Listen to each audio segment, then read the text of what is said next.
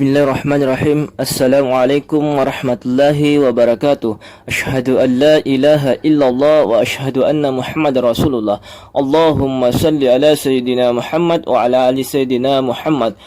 Kembali lagi dengan saya Darmansyah, tentunya di channel saya Darmansyah Darman. Sebelum saya lanjut, saya ingin mengajak saudara-saudara sekalian untuk bantu like, subscribe, dan tekan tombol loncengnya. Bagi yang sudah like, subscribe, dan tekan tombol loncengnya, saya ucapkan terima kasih. Dan saya doakan insya Allah selalu dalam perlindungan Allah subhanahu wa ta'ala dan selalu diberikan kesehatan dari Allah subhanahu wa ta'ala. Amin ya rabbal alamin. Baik, bismillahirrahmanirrahim. Assalamualaikum warahmatullahi wabarakatuh. Asyhadu an la ilaha illallah wa asyhadu anna Muhammadar Rasulullah.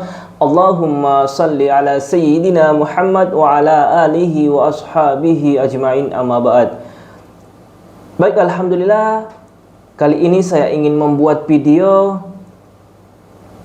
yaitu tentang Zoom training ya, Zoom training yang dibawakan oleh konsultan PT Best Corporation Syariah yaitu Bapak Wawan Rusman. Beliau di sini akan memaparkan nantinya tentang produk-produk pertanian yaitu best farming. Nah, di Zoom training pada kali ini Pak Wawan akan memaparkan tentang produk yaitu eco farming plant protector, yaitu salah satu produk ya yang ada di PT Best Corporation Syariah untuk pengendali hama. Mudah-mudahan Zoom training kali ini bermanfaat buat kita semua ya, bermanfaat buat kita semua, terutama bagi para petani yang ada di Indonesia. Nah, untuk selengkapnya mari kita lihat pemaparan materi dari konsultan kita Bapak Wawan Rusman. Baik, kita langsung saja lihat videonya.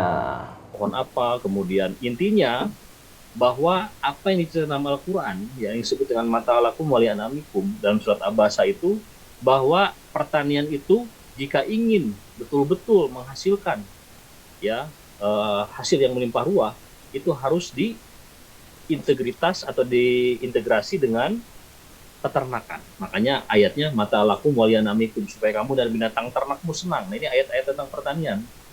Jadi kalau kita ingin mendapatkan full pertanian organik, maka penyuplai nutrisi organik untuk setiap tanaman yaitu tadi raw material yang berasal dari bahan organik, yaitu salah satunya adalah pupuk kandang. Nah, ini di buku saya kuliah di jurusan yang memang tidak ada lagi di Indonesia ini, karena memang dulu kuliah adalah program pendidikan pertanian terpadu. Karena kesimpulan daripada konsep ilahiyah atau di dalam Al-Quran, ternyata pertanian itu tidak bisa dipisah-pisahkan. Mana pertanian bercocok tanam, mana peternakan, mana perikanan, itu tidak bisa dipisah, itu satu kesatuan. Makanya saya alhamdulillah ada lulusan program pendidikan pertanian terpadu yang pertama dan yang terakhir di Indonesia, tidak akan ada lagi, karena biayanya cukup tinggi untuk mengadakan sekolah ini. Nah, alhamdulillah dulu ada kerjasama dengan dosen-dosen terbaik di IPB yang notabene dokter dan profesor. Nah, bahkan kita ditugaskan sebagai mahasiswa ya, dengan ada persyaratan gitu supaya bisa masuk menjadi mahasiswa ini, syaratnya adalah hafal juz 30. Nah, ini sama ya, dulu tahfidz Quran tahun 2000-an pun sudah diselenggarakan. Nah, di situ alhamdulillah makanya saya sudah terbiasa menghadapi berbagai akademisi ya, baik itu doktor, profesor, sudah terbiasa karena dosen-dosen kita adalah dosen-dosen terbaik di IPB, makanya ilmunya sama semua. Cuman yang kita dapatkan adalah keilmuan-keilmuan yang memang khusus untuk praktisi di lapang, jadi bukan teori lagi. Makanya Bapak dan Ibu bersyukur dan mudah-mudahan nanti kedepannya menjadi jariah Bapak dan Ibu jika ilmu ini diberikan atau diedukasi kepada para petani. Karena dari sekian banyak lulusan mahasiswa program pendidikan pertanian terpadu, ya salah satunya saya saja yang masih aktif. Nah, ada teman-teman, kawan-kawan saya yang satu perjuangan malah menjadi marketing pestisida kimia sintetis, kan lucu gitu. Padahal tadi konsepnya sama ya, diawali dari perjalanan yang sama. Kemudian saya mengingatkan juga Bapak dan Ibu semua, dari tahun 70-an awal revolusi hijau bergulir di Indonesia, ya, ternyata revolusi hijau di dunia itu sudah berlangsung 20 tahun sebelumnya. Ya, jadi tahun 1950 di bawah yang sudah muncul ya sebagai penerima Nobel kemanusiaan, yaitu ya ada yang disebut dengan namanya siapa namanya? Norman L. Borlaug namanya. Nah, itu adalah tokoh yang mencetuskan revolusi hijau. Revolusi hijau artinya adalah sebuah gerakan untuk memenuhi kebutuhan pangan bagi negara-negara yang sudah terlibat peperangan, terutama Perang Dunia Kedua, termasuk Indonesia.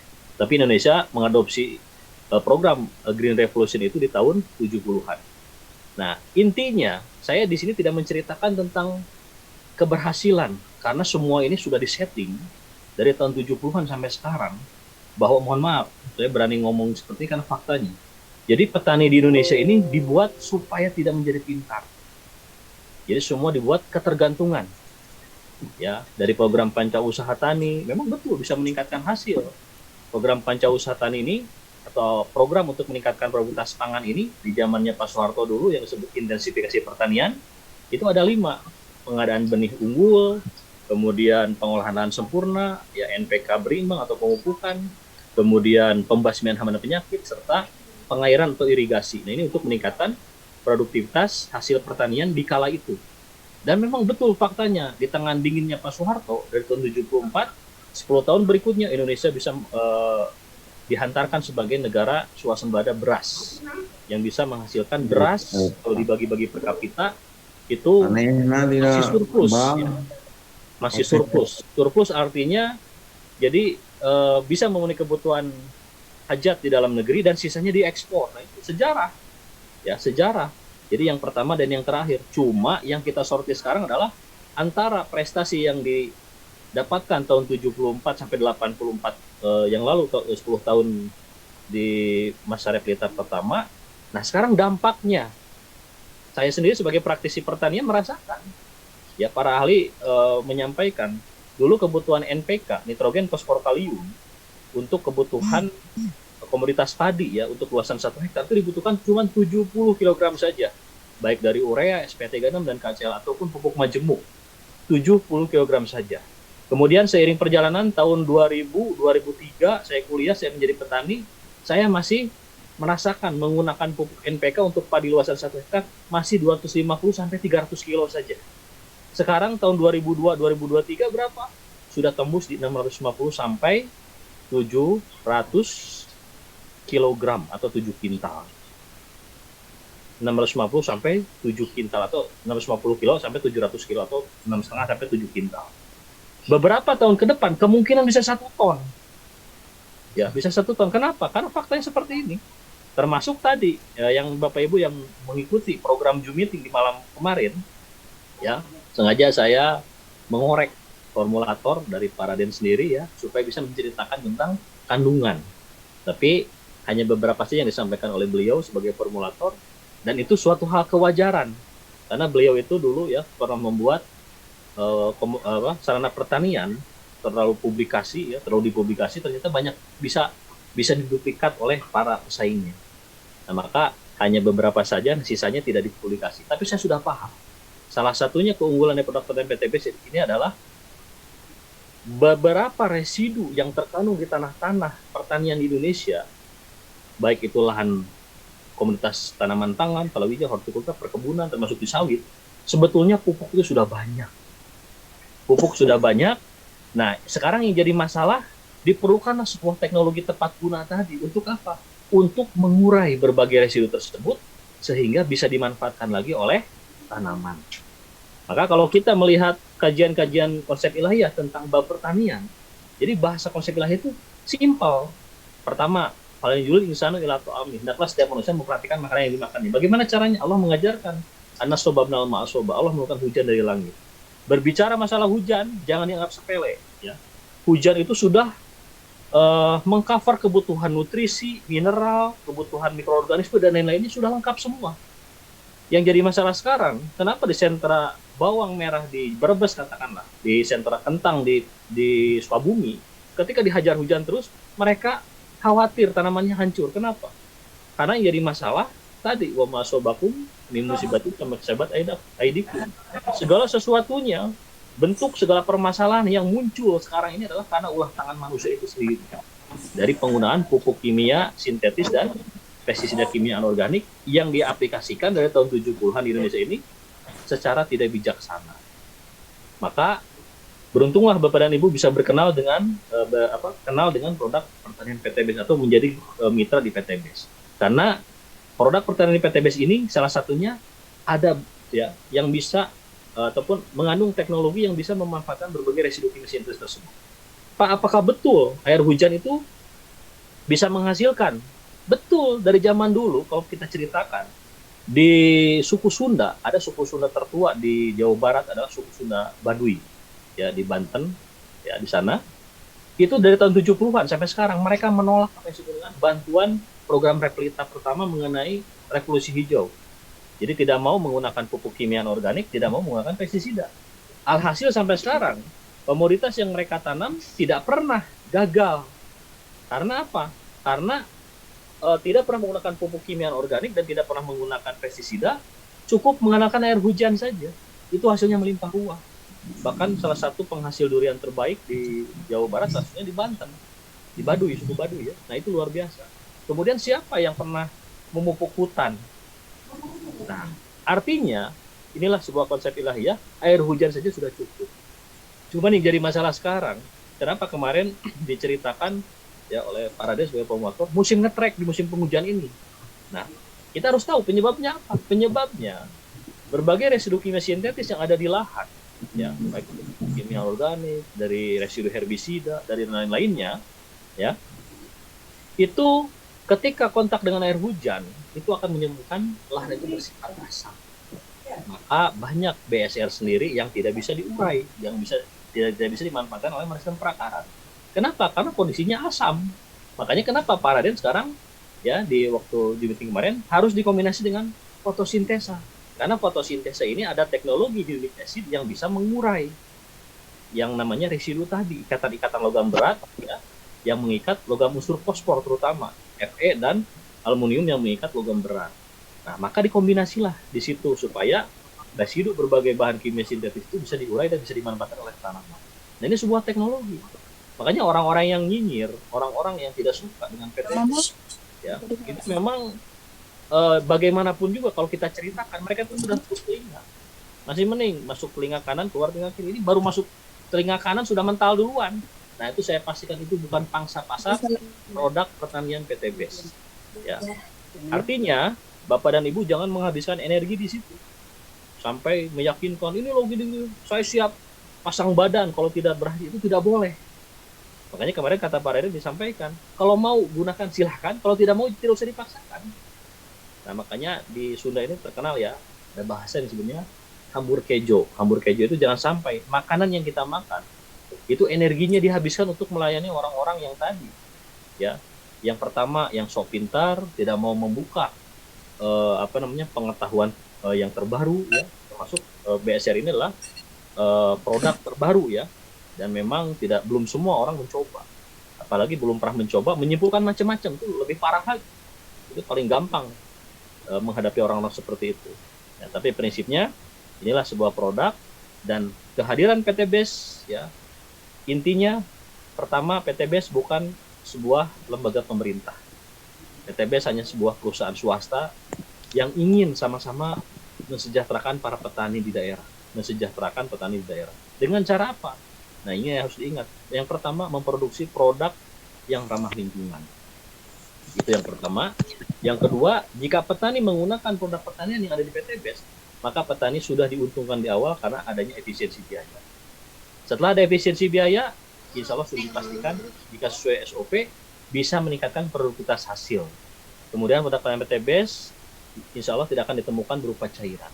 Jadi produk yang berupa cairan ini di PTBS cuma 2, body imun dan Red1 booster saja. Yang lainnya berupa padatan untuk mempermudah distribusi. Termasuk produk pertanian tidak akan ditemukan berupa produk cairan, terutama di produk pertanian. Nah, inilah PTBS yang membela para petani di tengah sulitnya mendapatkan pupuk kimia organik dan melonjaknya harga pupuk kimia organik tadi. Inilah persembahan PTBS ya yang ingin mensejahterakan para petani dengan memproduksi produk-produk yang terbaik. Salah satunya yang akan kita bahas pada kesempatan malam hari ini adalah produk EcoPlant Protector. EcoPlant Protector, ya, perlu saya sampaikan, EcoPlant Protector ini sudah 2 tahun. Proses perizinan sampai sekarang belum mendapatkan izin. Harus tahu ya, jadi Bapak dan Ibu yang baru mendengar EcoPlant Protector kok di web nggak ada, karena memang belum berizin, masih on proses, dan ini registrasinya sudah ada di Kementan. Cuman yang jadi masalah sekarang, ya, dari EcoPlant Protector ini, saya melihat di sini jangan sampai yang namanya produk baru ini bisa mengalahkan produk-produk lama yang sudah menjadi ketergantungan para petani. Maka dari itu ya kita tidak ada pilihan lagi. Mau sampai kapan pun kita tunggu ya. Contoh kemarin permintaan, minta persyaratan lain-lain, ditanyakan ada nggak kepastiannya kapan ini munculnya gitu, muncul izin edarnya, tidak ada. Permintaan apa-apa gitu ya sudah kita penuhi, tetap tidak. Tapi tetap saya akan terus edukasi. Kenapa? Karena salah satu produk pertanian PT BES untuk mendampingi produk yang berupa nutrisi yang berasal dari teknologi mikroorganisme adalah yang senyawa, yaitu adalah EcoPlant Protector. Baik senyawa dengan EPP, dengan Eco Farming Original ataupun Premium, kemudian fotosintesa dan BS. Nah, ini tidak boleh produk nutrisi ini dikombinasi dengan racun kimia sintetis. Karena di sini ada makhluk hidupnya berupa mikroba. Nah, itu intinya. Jadi, sebelum masuk ke materi inti, sampai kapanpun pertanian di Indonesia ini dibuat seperti ini. Sampai kapanpun tidak akan pernah untung. Jangankan keuntungan, yang paling parah adalah tidak akan pernah berkah. Kenapa? Karena masih menggunakan racun. Racun ini dijadikan sebagai pegangan yang memang wajib dan diaplikasikan harus masif. Kalau tidak seperti itu tidak akan menghasilkan produk pangan yang baik dan produk pangan yang melimpah ruah. Nah, mindset inilah yang harus kita luruskan. Pertama, supaya mendapatkan keberkahan dalam aktivitas pertanian ini, maka saya sampaikan harus mengedepankan konsep LEISA, Low External Input Sustainable Agriculture. Hendaknya setiap petani harus mampu menekan input pengeluaran berupa pembelian racun kimia sintetis dari pestisida dan pupuk kimia anorganik. Nah, kalau ini sudah bisa ditekan, maka hukum ekonomi pertanian berlaku. Jika biaya produksi yang dikeluarkan jauh lebih tinggi dibanding pendapatan, inilah faktanya sampai kapanpun petani di Indonesia itu tidak akan pernah untung. Ya, agak buram saya ini. Sampai kapan tidak akan pernah untung. Nah, kemudian PT BES masuk menawarkan, pertama, supaya petani ini sejahtera, petani di daerah kita tawarkan harus menggunakan produk ramah lingkungan dulu. Supaya apa? Supaya mengundang keberkahan. Yang kedua, supaya petani di Indonesia sejahtera harus mampu menekan input pengeluaran berupa pembelian racun dan pestisida. 2 variabel itulah yang menyebabkan sampai kapanpun petani di Indonesia tidak akan pernah untung. Karena 2 variabel itu dibuat ketergantungan, kemudian 2 variabel tersebut yang menyebabkan biaya produksi itu melambung tinggi. Di sini saya tidak akan membahas masalah tenaga kerja ya. Kalau tenaga kerja wajar-wajar saja. Anggap saya dulu tahun 2000-an, karena memang saya pun petani, setelah kuliah bertani langsung pengabdian ataupun masa semacam magang, sampai saya ditugaskan puluhan hektar untuk menggarap untuk memenuhi kebutuhan hajat Civitas Akademika alma mater saya dulu. Nah, artinya dulu tenaga kerja masih 25-35 ribu laki-laki dan perempuan. Sekarang di 80 sampai 100 ribu. Ya, 80 sampai 100 ribu itu hari orang kerja laki-laki dan perempuan. Yang laki-laki rata-rata 100 ribu. Dan itu memang seiringnya namanya inflasi ya. Inflasi itu seperti itu. Itu tidak saya pandang, tapi yang paling jelas yang menyebabkan kerugian yang besar itu adalah tadi petani di Indonesia dibuat ketergantungan harus menggunakan pupuk kimia organik dan pestisida kimia sintetis. Nah, maka dari itu PT BES punya visi dan misi bagaimana caranya petani di Indonesia ini sejahtera, yaitu dengan meminimalisir input pengeluaran berupa pembelian racun kimia sintetis dan pestisida untuk menggunakan keberkahan tadi.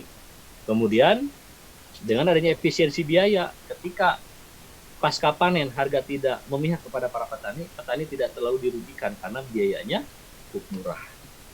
Nah ini kira silakan pikirkan Bapak dan Ibu, ada nggak yang yang mengarahkan seperti ini?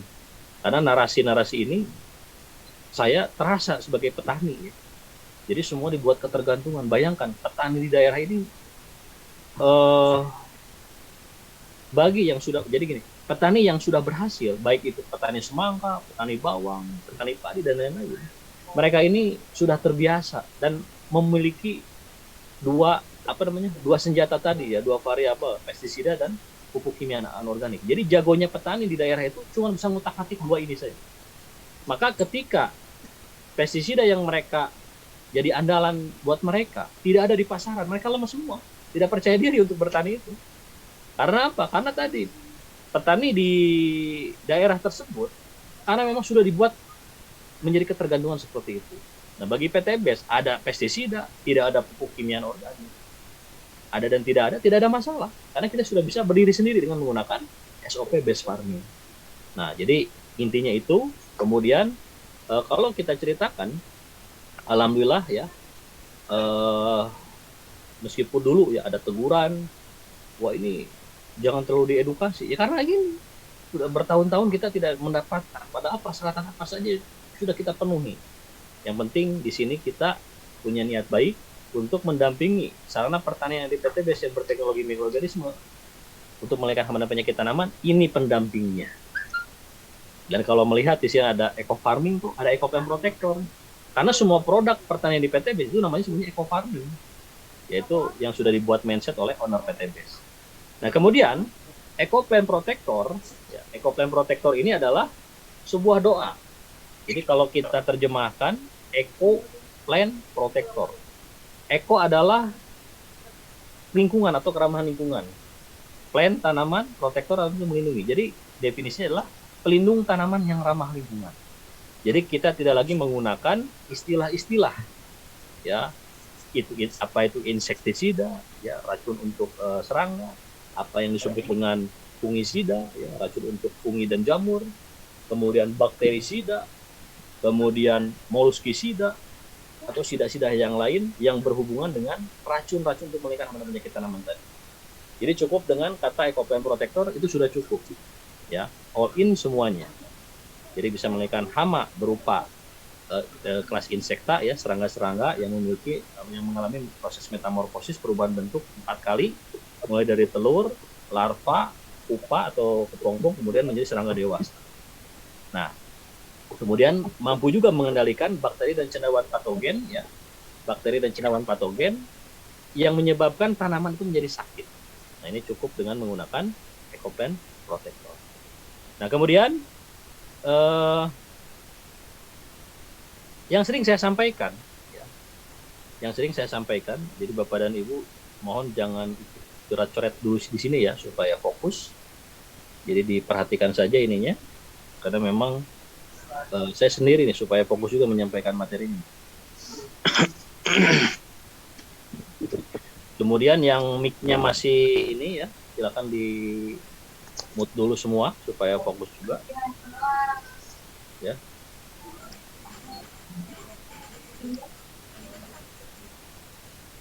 Ya, lanjut. Nah, pertama,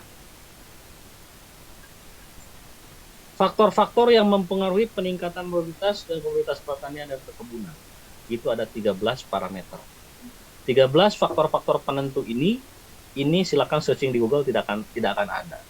Ini hasil kesimpulan saya selama saya menjadi mahasiswa, selama saya menjadi petani, selama saya menjadi pengedukasi. Ternyata yang bisa meningkatkan produktivitas hasil itu ada 13 parameter atau faktor-faktor penentu keberhasilan. Pertama adalah benih dan bibit, faktor utama. Makanya banyak, Pak, tanaman sawit saya kok diaplikasikan BSR, kok tidak ada pertumbuhan, sudah 4 kali aplikasi. Nah, ketika dicek, disuruh ngirim fotonya, ternyata kondisi sawitnya, ya, pertama benih dan bibitnya tidak bersertifikat. Kemudian kondisi sawitnya itu sudah lama sakit, memang tidak dirawat. Makanya kalau ingin fair, ya, bahkan Paraden sendiri sebagai formulator daripada BSR, ya, salah satu produk dari PTBS ini, jika tidak ada respon sama sekali, beliau bisa pasang badan dan siap mengganti. Cuman kan kita harus tahu, harus tahu before dan afternya. Jangan sampai komplain ketika saya tanyakan before dan afternya tidak ada. Ya gimana mau bisa mengambil kesimpulan? Nah, termasuk benih dan bibit ini faktor penentu. Nah, terus saya sampaikan ya, benih, salah satunya benih padi dan benih sawit, itu tadinya sudah diminta oleh owner PTBS. Dari tim konsultan Best Farming, kita pun sudah siap. Cuman kita timbang-timbang lagi ternyata dampak resikonya jauh lebih tinggi. Karena apa? Terutama benih. Benih ini, terutama benih padi, ini berlaku hanya 6 bulan saja. Setelah dipanen ya untuk benih, misalkan gabah untuk benih. Kemudian di situ dalam proses storage penyimpanan dibuat kadar ini sampai 11-12%, kemudian disimpan 6 bulan maksimal. Setelah 6 bulan nanti akan turun yang namanya kecambahnya. Nah, kalau sudah turun kecambah, maka di sini kualitas akan menurun. Maka untuk pengadaan benih yang mau masuk ke sistem, kita tidak bisa memaksakan. Bahkan yang menginginkan benih yang punya potensi di atas 10 ton, nah jadi akhirnya kita sediakan secara mandiri dari tim konsultan Best Farming. Minimal order 1 kilo, saya input masuk ya, saya invite ke dalam grup yang di dalamnya ada Ya, para yang sudah order benih ini, ya. Nah, kemudian benih ataupun bibit kelapa sawit. Nah, kelapa sawit belum mau masuk. Meskipun saya sudah ada kenalan sahabat yang memiliki varietas sawit terbaik di Indonesia ya. 14 bulan bisa mengeluarkan buah pasir. Nah, cuman tidak bisa masuk. Makanya yang perlu bibit sawit, nah boleh nanti japri ke saya, minta nomor marketing perusahaan besar ini, minimal 100 benih itu bisa dikirim. Ya. Nah, ini benih dan bibit faktor penentu. Jadi Bapak dan Ibu yang mau mengadakan dempot, terutama di kelapa sawit ataupun apapun saja, ketika ada komplain, namanya komplain itu pasti ada. Makanya dari tim konsultan Best Farming mengarahkan harus menyediakan ataupun harus melengkapi dengan dokumentasi before dan after. Ya, jadi kalau yang komplain, wah tidak ada reaksi gini-gini, tapi tidak ada dokumentasi before dan after, ya percuma kita tidak akan mendengar. Ya, maka dari itu wajib. Ini faktor pentingnya salah satu. Sawara dari nomor berapa? Oh.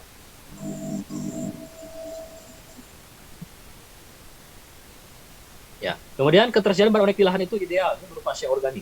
Jadi faktor penentu keberhasilan salah satunya adalah bahan organik di lahan. Apalagi yang menggunakan pupuk organik. Shea organik ini berhubungan dengan raw material yang berasal dari makhluk hidup. Baik kotoran ternak, serasah dedaunan, jerami, padi, dan lain-lain yang dikembalikan ke lahan. Guna sinar matahari ini penentu juga. Maka kalau ada yang bertanya, Pak, padi yang menggunakan eco farming bisa dapat berapa? Ya relatif. Bisa di atas 10 ton kalau benihnya bagus. Bisa separuhnya bisa gagal panen. Kok bisa gagal panen? Kan itu kan pupuk bagus. Karena faktor pendukungnya bukan hanya nutrisi.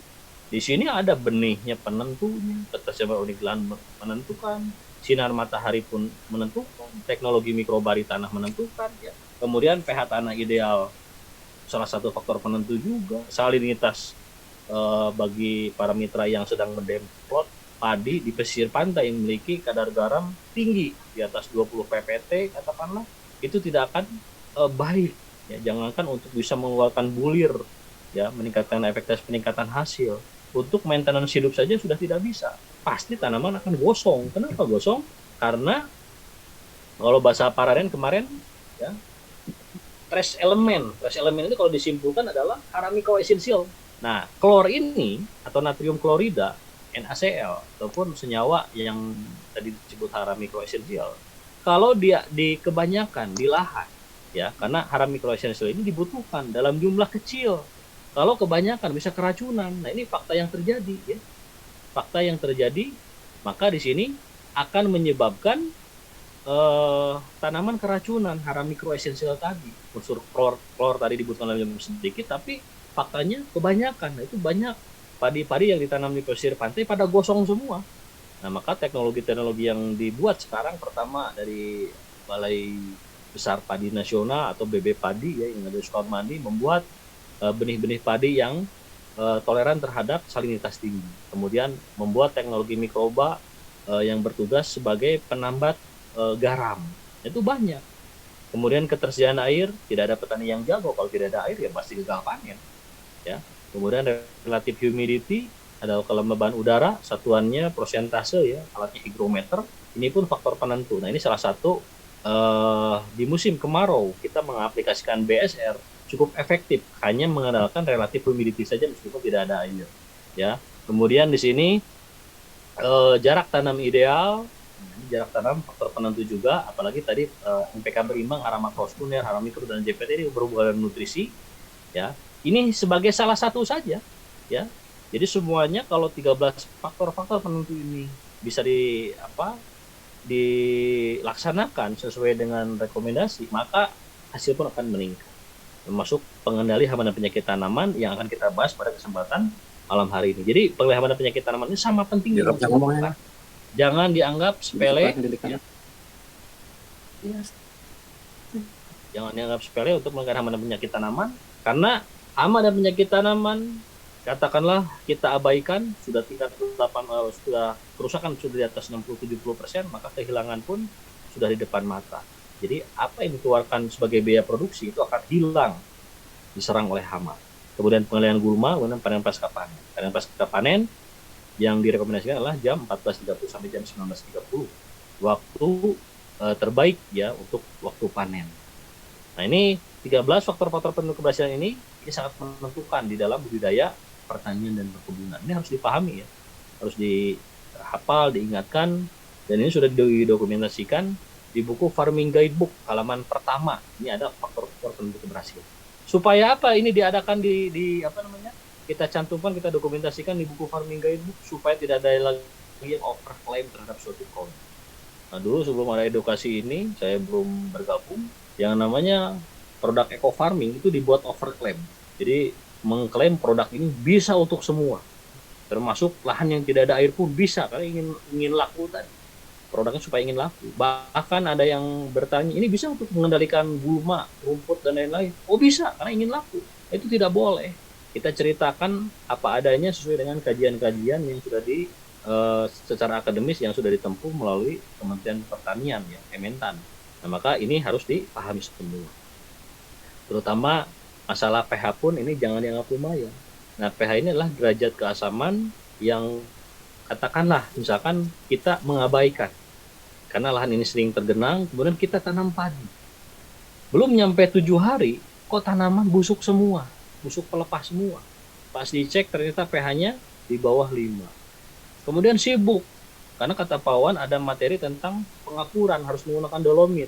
Dibutuhkan 366 gram per meter persegi. Berarti untuk luasan 1 hektar dibutuhkan 3,6 ton. Ketika sudah ada tanaman, ditabur. Ya, tanaman ikut mati semua. Kenapa? Karena pengapuran itu adanya di masa pratanam sebelum tanaman ini ditanam. Disebutnya masa pratanam.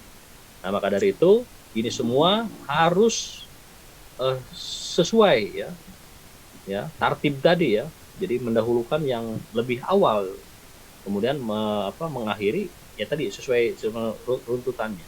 Nah maka dari itu ini semua faktor-faktor penentu keberhasilan, jadi jangan sampai salah ya. Jadi karena tadi terlalu semangat masalah pH diabaikan, karena pH ini adalah kondisi keasaman dan alkalis atau basa ya di dalam suatu kawasan lahan pertanian. Ideal untuk tanaman pangan palawija dan hortikultura perkebunan itu di 6,0 sampai 7,5. Di bawah 6 masih bisa untuk kelapa sawit di 5,5, tapi di bawah 5,5 sawit itu tidak akan bertahan. Jadi nutrisi yang ada itu dikunci, tidak bisa diserap oleh sistem perakaran karena tadi pH-nya tidak ideal. Nah, kemudian yang akan kita bahas adalah materi tentang pengendali hama dan penyakit tanaman. Jadi Bapak dan Ibu semua, paling tidak kita harus tahu ya, yang namanya hama dan penyakit tanaman ini adalah salah satu faktor penentu keberhasilan. Kalau kita tidak bisa menekan hama dan penyakit tanaman, 80-100% bisa gagal panen. Nah, maka dari itu saya mempelajari ya tentang perjalanan ataupun tentang suatu negeri ya yang Allah abadikan, yang sering disebut atau yang kita sering mendengar adalah disebut negeri Saba. Di negeri Saba itu dideskripsikan tidak ada sama sekali yang namanya serangga ataupun hama. Bahkan kiri kanannya itu adalah kebun. Dianalogikan ini adalah gambaran surga di dunia. Ya, jadi ceritanya bapaknya Ratu Bilqis. Nah, Nah, ini berhubungan dengan ini ya, jadi supaya kita tarik garis lurus dulu. Nah, jadi tempat ini disebut baldatun thayyibatun warabun ghafur, yang melimpah ruah hasil panennya, kemudian mendapat ampunan daripada Allah. Nah, cuma yang menjadi catatan dan pembelajaran untuk kita sekarang, ya, karena memang masyarakatnya ingkar terhadap apa yang diturunkan Allah sebagai Rasul ketika Nabi Sulaiman, yang membawa risalah berupa kabar gembira dan peringatan tidak mau didengar. Akhirnya itu hanya sebuah cerita saja. Dari negeri Sabah tersebut ada yang namanya istilah tanaman itu ya, tanaman hortikultura melimpah ruah, buah-buahan yang berbuah tahunan, yang sayurannya ya, melimpah ruah semua. Karena itu setelah dibangunnya bendungan Ma'rib ya, terkenal itu. Nah, kemudian akhirnya apa? Nah, akhirnya negeri tersebut hanya sebuah cerita dan Allah tinggalkan 3 pohon saja. Yaitu salah satunya adalah sidar, bidara ya, dan pohon pinus. Dan sekarang para ahli mencari ini di daerah mana ini adanya negeri Sabah tersebut yang nama Al-Quran, dan ingin membangkitkan lagi, sudah tidak bisa. Nah, maka dari itu jangan sampai di dalam aktivitas pertanian di Indonesia ini sama bisa mengundang ajab. Apa itu ajab dari aktivitas pertanian? Salah satunya gagal panen. Nah, salah satunya contohnya ini. Bapak dan Ibu kalau melihat, ini ada gambar atas 1, 2, ya. Ini adalah yang disebut dengan orang batang coklat atau Nila parvata lugens. Orang batang coklat sekarang itu jauh lebih resisten. Kenapa? Karena memang setiap musim tanam oleh petani itu diobatin terus. Makanya istilah itu adalah sebuah doa ya. Ucapan adalah doa. Kalau misalnya amalan dunia itu diawali dari doa ini. Coba silakan tanyakan kepada para petani di daerah. Ketika bawa tangki pagi-pagi, Pak reka mana? Kalau sudah gitu kan. Mau kemana? Mau ngobat hama? Ya ini ya faktanya sekarang. Ini gambaran orang batang coklat yang sudah resisten. Apa itu resisten? Resisten itu kebal. Karena setiap musim itu terus-terusan diobatin. Yang diracun adalah tanamannya. Maka beberapa bulan yang lalu atau beberapa tahun yang lalu di Asia Pasifik terjadilah ledakan orang batang coklat yang menghabiskan ribuan hektar. Itu sampai terkena itu daerah-daerah pesisir Banten pun bisa terkena itu, yang memang tadinya tidak terkena sama sekali. Nah, itu dari apa? Dari penggunaan pestisida yang diaplikasikan secara tidak bijaksana. Nah, karena apa? Karena tadi, jadi jangan sampai mengundang ajab. Karena apapun yang diaplikasikan oleh para petani, di situ kalau masih ada unsur racun, berarti di situ ada residu. Residu itu ya sisa-sisa yang bermuara di bulir padi, di biji, bulir umbi, dan buah tadi. Nah, maka supaya mengundang keberkahan di dalam aktivitas pertanian, stop penggunaan racun kimia sintetis tersebut dan gantilah dengan menggunakan teknologi mikroorganisme yang memang sudah dulu ditemukan oleh di zaman Ibu Zakaria Ibnu Al-Awam ya, Abu Zakaria Ibnu Al-Awam. Ternyata ada yang namanya mikroorganisme yang bisa mengendalikan hama dan penyakit tanaman tadi. Nah, maka definisi hama ya yang sudah kita simpulkan adalah organisme yang mengganggu dan menyerang apapun dari suatu yang dibudidayakan manusia sehingga dapat menghambat pertumbuhan ya, dan perkembangan yang menimbulkan kerugian secara nilai ekonomis. Hama dan dapat menyerang apapun pada budaya pertanian, peternakan, dan perikanan. Nah, ini biasanya berupa makroskopis, bisa dilihat ada jejaknya, ada bekas kotorannya, ada bekas bagian tanaman yang dimakannya. Itu adalah ciri daripada serangan hama. Jadi organismenya bersifat makroskopis.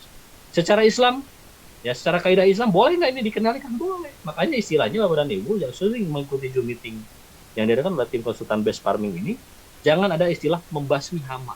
Itu sudah tidak dipakai. Yang ada tahun 70-an masih dipakai itu. Kalau sekarang tidak boleh. Tapi adanya bahasanya mengendalikan, istilahnya ya, mengendalikan hama dan penyakit tanaman. Nah, mengendalikan hama dan penyakit tanaman ini dibutuhkan solusi cerdas. Ya, karena saya pun pernah menjadi orang yang tidak cerdas, tidak waras. Karena mengikuti tadi alur revolusi hijau. Ketika saya terjun menanam cabai merah, cabai cengkeh ya.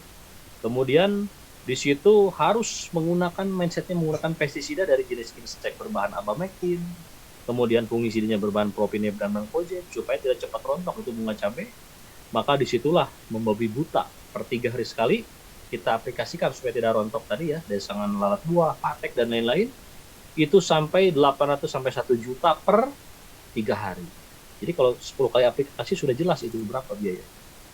Dari situ bukannya mendapat keuntungan karena harganya fluktuatif. Untuk komoditas cabai yang sering saya sampaikan, komoditas hortikultura yang mengarah pada perjudian. Banyak para petani yang kalah berjudi ketika menanam cabai karena apa? Biayanya sangat tinggi. Sedangkan ketika panen tidak ada keberpihakan pada para petani. Nah, maka di sini dibutuhkanlah solusi cerdas untuk mengendalikan ini semua, yaitu dengan menggunakan teknologi mikroorganisme. Jadi Allah sudah pasangkan ya apa yang disebut dengan ada siang, ada malam, kemudian ada laki-laki, ada perempuan. Ada bakteri yang bersifat patogen, ada bakteri yang bersifat antagonis. Ini berpasang-pasangan. Cuman untuk kekayaan itu pasangannya adalah kecukupan, bukan kemiskinan. Itu menurut Al-Quran. Nah, ini semua supaya kita aman harus dikendalikan dengan yang ramah lingkungan. Ya, maka dibutuhkan solusi cerdas. Nah, disinilah program edukasi yang terus-terusan kita sampaikan supaya di dalam budidaya pertanian ini supaya petani tidak rugi, maka harus ada solusi ya untuk mengendalikan itu semua, yaitu dengan teknologi mikroorganisme. Supaya apa? Supaya biayanya murah. Itu saja intinya, dan ramah lingkungan. Kemudian kalau diceritakan ragam serangga ini kalau disampaikan, ini ada 800.000 spesies. Ya, nah, ini yang namanya Odonata, Orthoptera, Lepidoptera, ini adalah nama genus, nama ordo. Ya, nama ordo. Ini Bapak yang masih ini suaranya ya, mohon dimatikan dulu. Nah, kemudian Orthoptera ini bangsa belalang. Ini bangsa belalang sebagian besar adalah hama ya. Bangsa capung. Nah, ini capung ini Odonata ini bukan kategori hama, bahkan disebutnya adalah predator. Ya, predator musuh alami hama tadi ya. Kemudian ada Lepidoptera, kupu-kupu dan ngengat. Nah, kupu-kupu dan ngengat inilah salah satu ordo yang bisa mengadakan metamorfosis sempurna, artinya bisa berubah bentuk, mengalami fase 4 perubahan bentuk sempurna.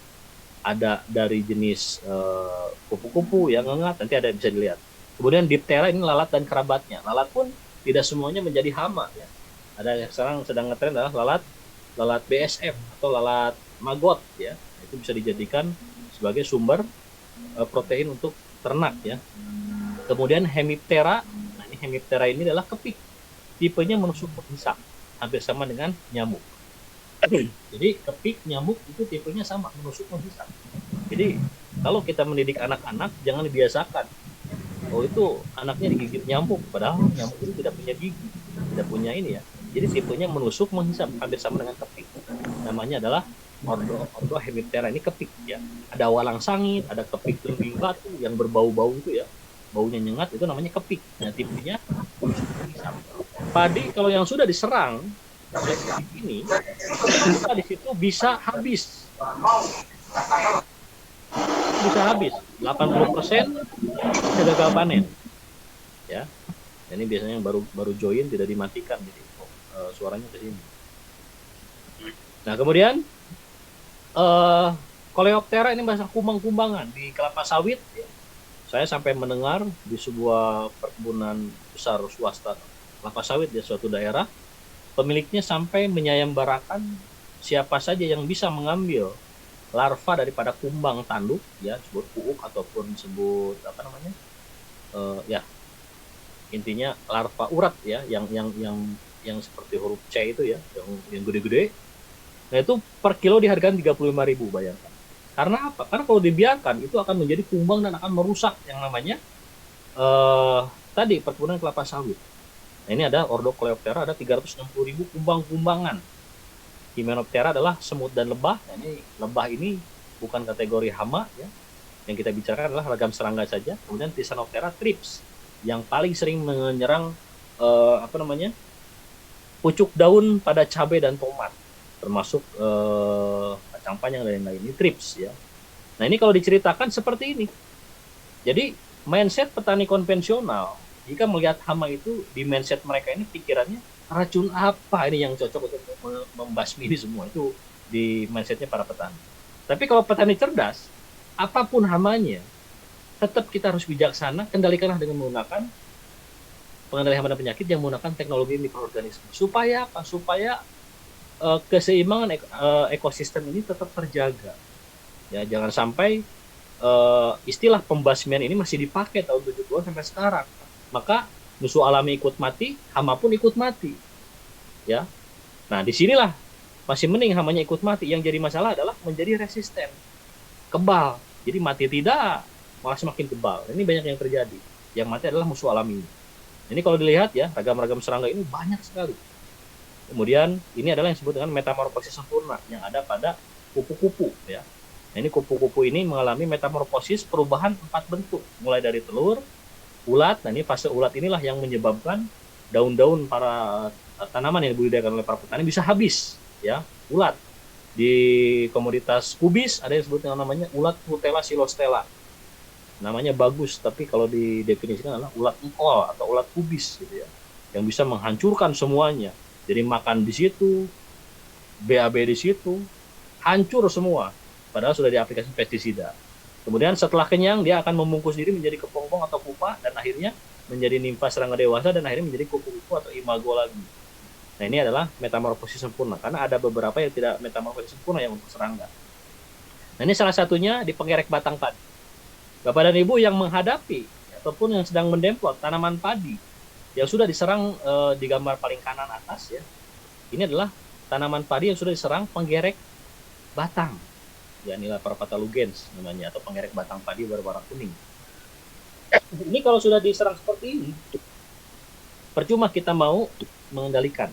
Karena tingkat kerusakan jaringan dengan recovery perbaikan sel jauh lebih cepatnya rusaknya jaringan. Maka rawatlah tanaman ketika sedang sehat. Jadi jangan sampai sudah terjadi seperti ini baru sibuk. Apalagi karena sudah mendapatkan materi dari tim konsultan Best Farming penanganan penyakit tanaman ini, kemudian menghadapi tanaman seperti ini di aplikasi agen hayati, kok tidak ada respon? Ya karena salah. Konsep daripada agen hayati ini adalah, kinerjanya adalah agen hayati Ekopen Protector akan masuk ke dalam jaringan ya, melalui meristem perakaran dan stomata mulut daun, kemudian akan hidup bersama-sama dengan tanaman di dalam jaringan tanaman. Dalam proses metabolisme, dalam sistem enzimatik, semuanya masuk ke dalam jaringan tanaman. Itu adalah konsep utama di dalam kinerja daripada Ekopen Protector. Kalau sudah seperti ini, tidak ada treatment penanaman benih, tidak ada aplikasi EPP sebelumnya diaplikasikan, malah tambah hancur nantinya. Kenapa? Karena tadi, jangan sampai kita mengaplikasikan jadi tanaman yang sudah rusak. Karena begini, kinerja daripada EPP ini ketika menghadapi tanaman yang sudah diserang berupa fungisida katakanlah ya, sudah ada bercak di situ. Kemudian diaplikasikan karena memang tingkat serangan sudah di atas 90%. Nah, di situ bisa tambah parah. Kenapa? Karena kemampuan daripada Ekopen Protector terutama dari jenis Geocladium trichodermanya itu bisa mencari apa yang disebut dengan penyebab nekrosis ataupun penyebab berkaratnya atau rusaknya jaringan karena memang pengaruh fungi tadi atau jamur tadi. Nah, maka di situ akan dicari oleh agen hayati berupa Geocladium dan Trichoderma. Ibarat para petarung ini mengadakan ya tadi fighting di sebuah tempat ya, yang rusak itu adalah malah ringnya. Nah, kita harus tahu konsep seperti itu jangan sampai terjadi. Maka prinsip daripada Ekopen Protector ini adalah rawatlah tanaman ketika sedang sehat dan ikuti SOP-nya. Nah, ini kalau dilihat, jadi yang namanya padi ini, gambar paling bawah kiri ya. Nah, tanaman itu menguning, tapi bukan kekurangan nitrogen ataupun kesalahan aplikasi. Nah, dari situ, kalau sudah terjadi seperti ini, biasanya ini penyebabnya adalah warang hijau yang membawa virus tungro. Jadi virus tungro ini menyebabkan virus tungro ini menyebabkan kerdil ya. Jadi umur vegetatifnya panjang dan tidak akan pernah yang namanya menghasilkan primordial atau bunga padi. Nah, kalau sudah diserang seperti ini ya tadi berat. Ini pernah ada kejadian laporan ke saya, kok tanaman saya menguning Pak gitu. Nah, sekarang kan karena ibu-ibu yang bertanya, mitra, silakan ibu jalan di tengah-tengah yang menguning ini. Kemudian kalau ada banyak yang terbang kecil-kecil, seperti kupu-kupu kecil, itu tangkap. Jadi pas diperlihatkan ternyata warang hijau. Nah, ini adalah virus tungro. Virus bisa masuk ke dalam jaringan tanaman melalui carrier atau pembawa, atau melalui faktor pembawanya, yaitu tadi warang hijau. Nah, maka kita harus kendalikan insektanya atau serangganya, hamanya ya. Ini banyak materi yang membahas tentang penglihatan dan penyakit tanaman ini, karena kalau dulu kita kuliah ini ada semester tersendiri ya, dan tidak secepat ini gitu kan, tapi paling tidak kita bisa membuka wawasan saja dulu ya. Nah kemudian ini kalau dilihat, ini adalah hama kumbang tanuk yang sedang menyerang daun kelapa sawit. Kemudian yang foto kedua atas, ini thrips. Thrips ini adalah ordo Thysanoptera yang tipenya meraut menghisap. Ada penusuk menghisap, ada yang meraut menghisap. Nah ini thrips binatang ini yang kecil ini ya, kalau nempel di kulit kita ini kasar sekali, kayak ada yang meraut tadi ya. Nah kemudian ini membawa virus kerdil dan gemini. Nah gemini ini bagian bawahnya nih, yang kuning-kuning ini. Nah ini kalau tanaman cabai sudah diserang seperti ini, biasanya andalan para pencinta green revolusi ini menggunakan abamectin. Nah tapi abamectin yang namanya keriting-keriting gitu kan, namanya juga bisnis pertanian, yang penting laku saja. Nah maka kalau sudah seperti ini, maka petani sudah dipastikan akan gagal panen. Kenapa?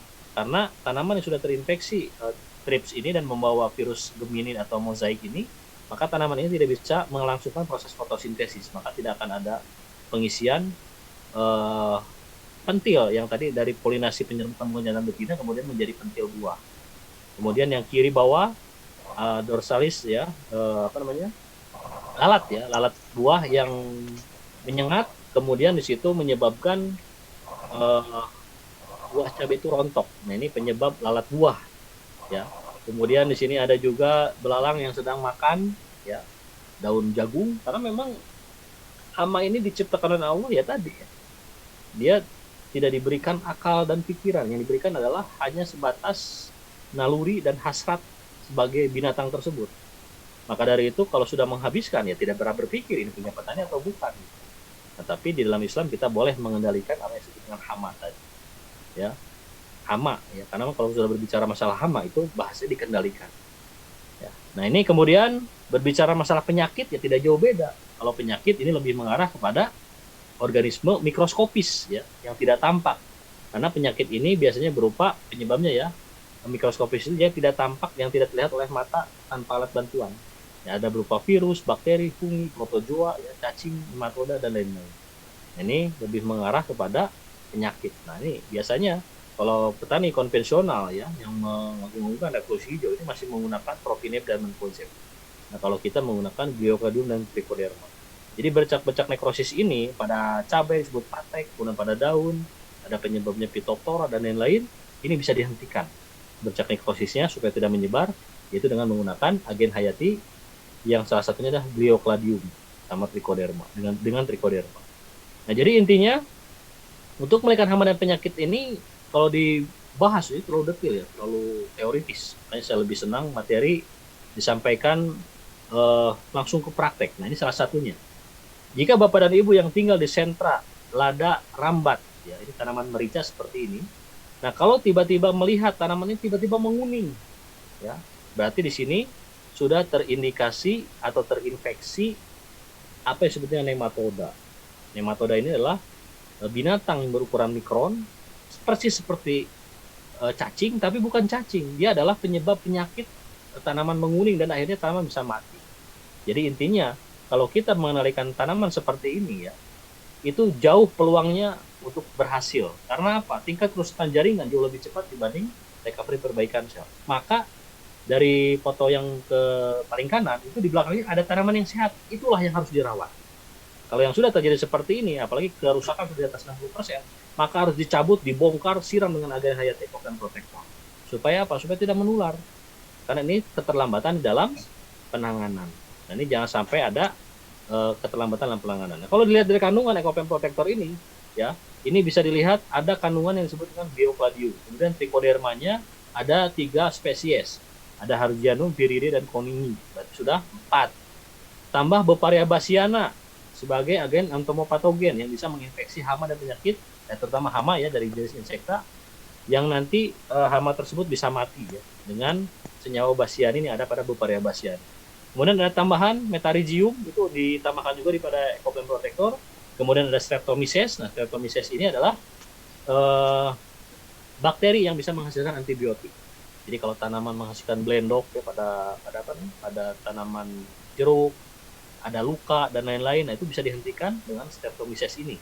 Kemudian Pseudomonas fluorescens adalah agen PGPR yang bisa menjaga dan merawat meristem perakaran di serangan bakteri dan cendawan patogen. Nah, ini sudah cukup lengkap ya. Jadi ini sudah all in, bisa menjadi insektisida dan fungisida, termasuk bakterisida. Nah, ini agen antagonis, salah satunya adalah Trichoderma, Geocladium. Nah, ini Geocladium ini seperti ini kalau dilihat dari mikroskop. Kemudian Trichoderma yang sedang menginfeksi cendawan Pythium. Jadi Trichoderma ini bisa sebagai bakterisida dan biofungisida karena bisa bersifat hiperparasitisme, ya, bisa memarasit, ya, bisa memarasit apa yang disebut dengan cendawan lain. Kemudian biofertilizer bisa mengurai berbagai bahan organik kemudian dirubah menjadi nutrisi terbaik untuk tanaman. Kemudian stimulator tanaman dan bisa menghasilkan fitohormon yang disebut dengan auksin, sitokinin, dan giberellin. Inilah keunggulan Trichoderma. Nah, biasanya kalau di pasaran, di marketplace, beli Trichodermanya saja, tidak akan dikombinasi dengan Geocladium, Beauparya bassiana, tidak bisa. Makanya itulah yang menyebabkan pertimbangan dari lembaga yang berwenang untuk memberikan izin, karena kita sudah all in semua. Nah, kemudian Beauparya bassiana yang sudah menginfeksi berbagai ordo pada kelas insekta. Ada yang disebut belalang, ada yang disebut dengan kumbang, ordo Coleoptera, ada yang disebut dengan lebah. Nah, ini yang sudah terinfeksi ini kalau nempel di temannya dengan temannya itu akan menular. Nah, jadi sebelum mati setiap serangga yang sudah terinfeksi ini biasanya akan menurun dulu ya, yang namanya nafsu makan.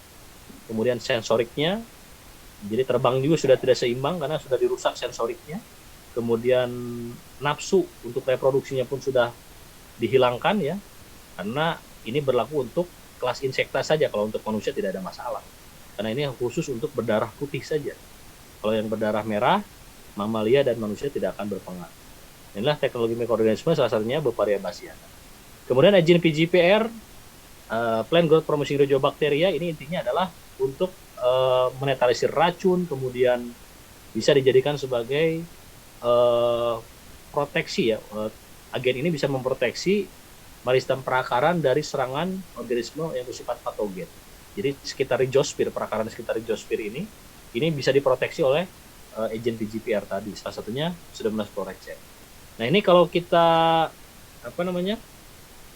kalau kita lihat prinsip aplikasi daripada Ecoplant Protector ini ya cukup simpel ya. Pertama, kalau ingin bagus maka ada treatment penanaman benih. Nah, benih ini dibagi dua, ada jenis monokotil dan dikotil. Kalau untuk monokotil seperti kurma, kelapa, ya, kemudian jagung, padi, ya, yang berkeping satu sebutnya monokotil, itu bisa direndam selama 6 jam. Ya, 6 jam ke depan, kemudian ditiriskan, nah baru bisa ditanam. Kemudian kalau dikotil berupa kacang-kacangan ya, ada kacang buncis, kacang panjang, itu maksimal 15 menit saja. Jadi jangan sampai kacang-kacangan di treatment direndam selama 6 jam, bisa jadi bubur, hati-hati ya. Cukup 15 menit saja. Kemudian untuk umbi-umbian ya, baik porang, kentang dan lain-lain, khusus untuk kentang ini tidak boleh lebih dari 1 jam. Kalau yang lainnya boleh sampai 3 jam. Bibit pisang dan lain-lain itu bisa ditreatment perendaman menggunakan Ecoplant Protector. Aplikasi pada media tanam dibutuhkan H-5 1 box per hektar, aplikasi awal vegetatif 10 HST dan berikutnya 2 pekan sekali. Nah, ini akan dijadikan SOP ya, untuk base farming ya, supaya lebih mudah cara pengaplikasian yang dikombinasikan dengan fotosintesa. Nah, jadi Ecoplant Protector ini, Bapak dan Ibu yang membutuhkan materi ini sudah ada di dalam buku Farming Guidebook. Ya. Nah, ini produknya seperti ini. Nah, ini ada di buku Farming Guidebook. Silakan bisa dibaca. Adapun yang masih bingung mengenai materi karena memang terlambat hadir di program Zoom meeting, nah silakan kunjungi saja channel YouTube saya, Wawan Rusman Channel. Banyak materi-materi tentang pertanian, produk pertanian PTBS ini yang insya Allah jauh lebih mudah dipahami. Ya. Nah, ini Ecoplant Protector yang mengandung di total ini ada Geocladium, Trichodermanya ada 3, sudah 4 ya, Arjanum, Coryphaenum dan Viridae 4, kemudian Beauparya bassiana 5 ya, 5, kemudian ditambah Metarhizium 6, Streptomyces dan Pseudomonas, total ada 8 organisme ya, ataupun mikroorganisme. Baik itu dari dari bakteri dan cendawan. Ini sudah cukup lengkap ya. Jadi insya Allah Bapak dan Ibu yang mengaplikasikan, yang mengedukasi para petani, yang mengaplikasikan produk EPP ini, insya Allah tidak akan mabok. karena ini bukan racun. Ya, ini diperuntukkan khusus atau strategi cerdas untuk mengelakkan penyakit khusus untuk insekta tadi. Nah, ini Trichoderma tadi ya, ini Beparia bassiana. Kemudian kalau dilihat lagi prinsip-prinsip aplikasi ini ya, cara-cara di dalam mengaplikasikan ya, kalau dari produsen SOP-nya seperti ini. Dosisnya 1 saset dilakukan dalam 100 ml air yang ada di dalam botol, kocok secara homogen, masukkan ke dalam tangki 14 liter. Jadi intinya dosisnya 1 saset per 14 liter air, ya kemudian bisa dibiarkan 10 menit ataupun tidak dibiarkan, tidak masalah, yang penting sudah homogen, sudah merata, silakan aplikasikan. Kalau pagi maksimal jam 9 atau jam 10 pagi, kalau mau menjelang sore ya itu jam 16.30 sampai menjelang maghrib, kemudian isya juga tidak ada masalah, karena hama ini prinsipnya adalah berkeliaran ketika sore hari ya. Kalau kita mengaplikasikan di pagi hari bukan tidak efektif, tetap efektif. Kita mengaplikasikan supaya masuk ke dalam jaringan tanaman di jam fotosintesis ketika stomata terbuka. Itu prinsip utamanya. Kemudian kalau dilihat dari SOP SOP base farming, ini kita rekomendasikan aplikasi EPP ini setelah land clearing, pembersihan lahan, kemudian pembajakan lahan, pengolahan lahan ya, kemudian penaburan material organik kalau ada yang menggunakan SOP base farming, tidak ada masalah. Tapi yang menggunakan eco farming original dan premium ini jauh lebih bagus kalau ada ya untuk pemupuk kandang. Kemudian penaburan dolomit, kalsium, magnesium karbonat ya, ini kapur yang mengandung unsur kalsium dan magnesium untuk menaikkan pH. Kalaupun pH sudah ideal ditabur dolomit, tetap dia dolomit ini fungsinya sebagai pupuk hara makrosekunder berupa kalsium dan magnesium. Kemudian H-5 aplikasi EPP dulu ya, aplikasi EPP 1 box per hektar. Kemudian pembuatan bedengan atau sawah sampai siap tanam, baru aplikasikan eco farming. Bisa dipilih yang premium boleh, yang original boleh. 2 tub per hektar dosisnya. Kemudian 0 hari setelah tanam penanaman. Ini SOP base farming ya.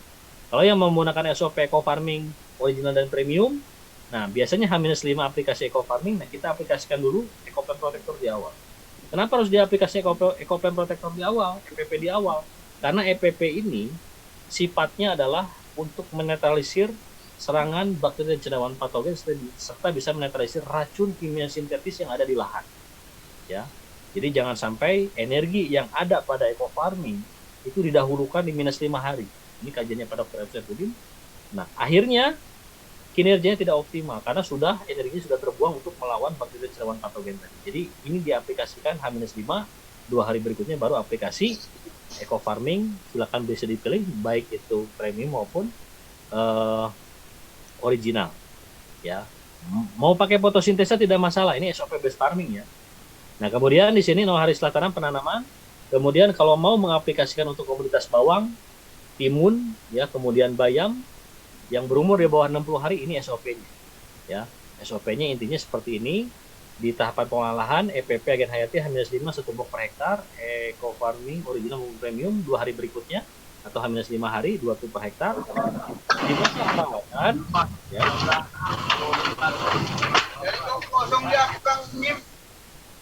Di masa perawatan di sini ada 1 box EPP dan 4 saset fotosintesa. 1 box EPP, bagaimana cara pengaplikasian ini untuk luasan 1 hektar ya. 1 box EPP dilakukan dalam 1 liter air. 4 saset fotosintesa dilakukan dalam 1 liter air. Nah, masing-masing kita punya larutan EPP 1 liter, larutan fotosintesa 1 liter. Nah, masing-masing kita ambil 100 ml larutan EPP, 100 ml larutan fotosintesa. Diaplikasikan di 10 HST jam 6 sampai jam 10 pagi. Diaplikasikan langsung pada daun ya, ketika stomata terbuka jam 6 sampai jam 10 pagi.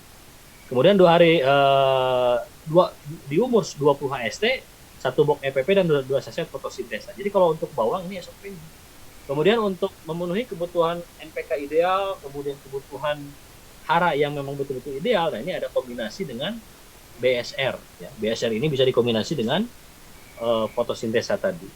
Cuman kalau saya yang sudah pernah mencoba ya, 1 saset dilakukan di dalam 28 liter air atau 2 tangki 14 liter air.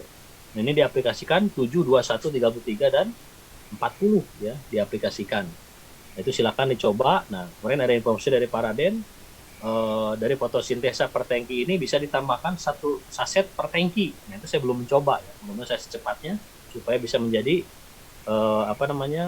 panduan buat para mitra ya, karena ini dosisnya tinggi kalau 1 saset per tangki.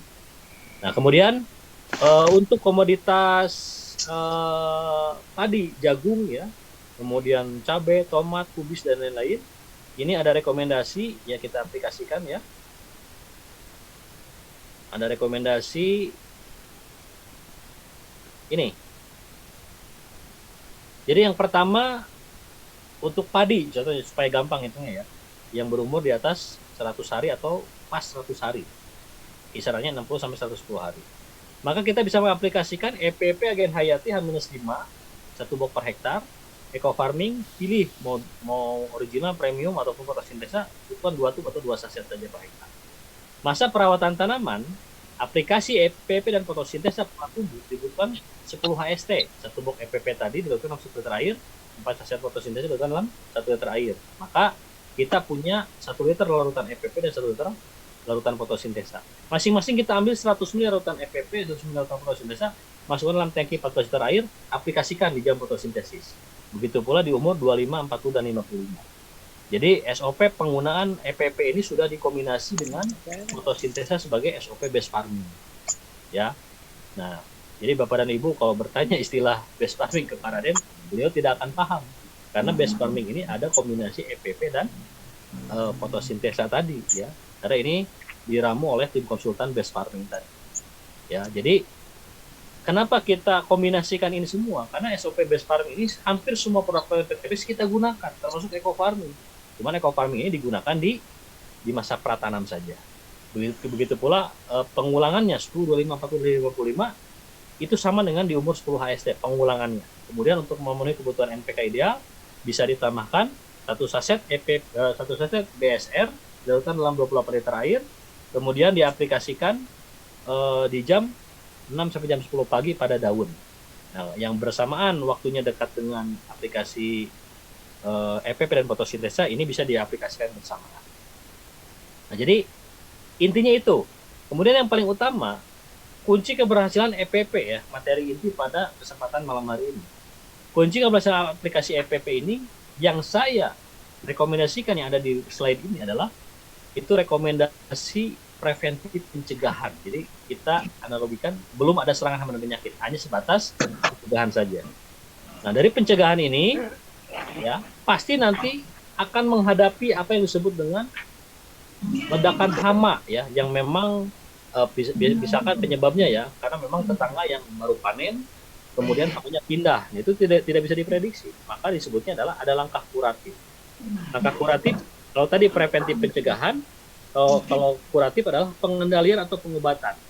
Nah, pengendalian dan pengobatan ini kuncinya cuma 2. Yang pertama, dosis EPP ditingkatkan, kemudian intervalnya didekatkan. Jadi dosis kuratif ini, misalkan tiba-tiba ada serangan hama wereng, maka air yang ada dalam sawah itu dikeringkan, kemudian kita gunakan 3 saset EPP ya di dalam 14 liter air. Kalau ingin bagus, bisa ditambah sunlight 50 ml dan 2 sendok teh garam. Nah, itu diaplikasikan untuk 14 liter air, 3 saset EPP-nya, dan itu rutin 3 hari sekali atau sepekan 2 kali.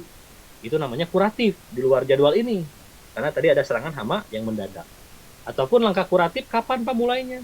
Tadi ketika kita memantau ya kesehatan tanaman dan serangan hama penyakit tanaman, kalau di situ sudah mulai ada serangan, maka itu sudah waktunya kuratif di luar jadwal ini. Ya, jadi jangan terjadi lagi seperti ini. Pak, saya sudah aplikasikan EPP 1 saset per 14 liter air, tapi tidak ngaruh, Pak. Itu namanya dosis preventif. Ya, dosis preventif berbeda dengan dosis kuratif. Nah, dosis kuratif inilah yang harus kita ketahui. Kapan waktunya kita menaikkan dosis EPP ini? Itu tadi, ketika serangan ini sudah terindikasi dalam 1 meter ini sudah mulai ada serangan, maka di situ kita gunakan dosis kuratif. Kuratif ini berarti 3 saset dalam 14 liter air, bisa ditambahkan sunlight yang tujuannya untuk menghancurkan badan hama supaya hancur karena mengandung lapisan linen minyak. Nah, kemudian di situ ada garam juga. Nah, setelah lisis dindingnya baru beparebasian dan lain-lainnya bisa masuk dalam jaringan hama tersebut. Jadi intinya itu saja. Di dalam pengaplikasian EPP ini jangan sampai, karena konsepnya berbeda dengan pestisida. Ya. Saking ingin mengetahui kinerja ini, ada yang membuat larutan, dicelup-celupin yang namanya ulat, kok tidak mati, padahal sistemnya tidak seperti itu. Jadi kinerja daripada EPP ini, ya, dia akan hidup bersama-sama dengan tanaman di dalam jaringan tanaman dalam sistem metabolisme dan enzimatik tanaman yang masuk melalui meristem perakaran, ujung-ujung akar-akar yang lembut tadi. Kemudian masuk ke dalam stomata dan meristem pertunasan, dan dia akan hidup bareng-bareng bersama dengan tanaman di dalam jaringan tanaman. Ketika ada ulat Flutella silostella, ulat kubis makan, dia tidak akan melanjutkan, dan di situ akan terinfeksi bagian pencernaannya dan akhirnya mati ya setelah beberapa jam berikutnya. Nah, itulah kinerja daripada Ecoplan Protector yang kita harus tahu karakternya berbeda dengan pestisida. Makanya banyak yang bertanya, ya Pak, kenapa efek knockdown agen hayati ataupun EPP ini kok lama gitu kan? Karena memang mindset para petani ini termasuk para pemilik kebun sawit mencari racun yang memiliki efek knockdown di bawah 1 jam. Jadi ulat semprot mati di bawah 1 jam, itu yang dicari oleh mereka. Dan tapi tidak berpikir bagaimana residu ketika bersarang di biji belur umbi dan buah. Makanya dibutuhkan EPP inilah ataupun teknologi mikroorganisme ini adalah salah satu teknologi yang memang bisa mengendalikan lambat tapi pasti. Yang jelas kita tidak lagi meracuni siapapun, baik tanah, tanaman, orang lain karena mengandung residu dari produk pertanian yang kita tanam. Nah, ini salah satu solusi cerdas untuk saat ini. Dan banyak yang sudah berhasil testimoni penggunaan base farming ini. Nah, selanjutnya silakan Bapak dan Ibu mencoba. Dan yang paling inti adalah kita harus bisa mengkonversi ini untuk luasan 1 hektar. Jadi kalau lahan kita ada 2.500 atau 1/4 hektar, semuanya dikali 0,25%. Ya, atau 0,25. Nah, untuk mendapatkan dosis 1/4 hektar. Baik Bapak dan Ibu semua, itu saja yang bisa saya sampaikan. Mudah-mudahan bisa mendapat pencerahan ya mengenai materi Ecoplan Protector ini ya. Karena prinsipnya saya sarankan semua mitra PTBS wajib untuk mencoba.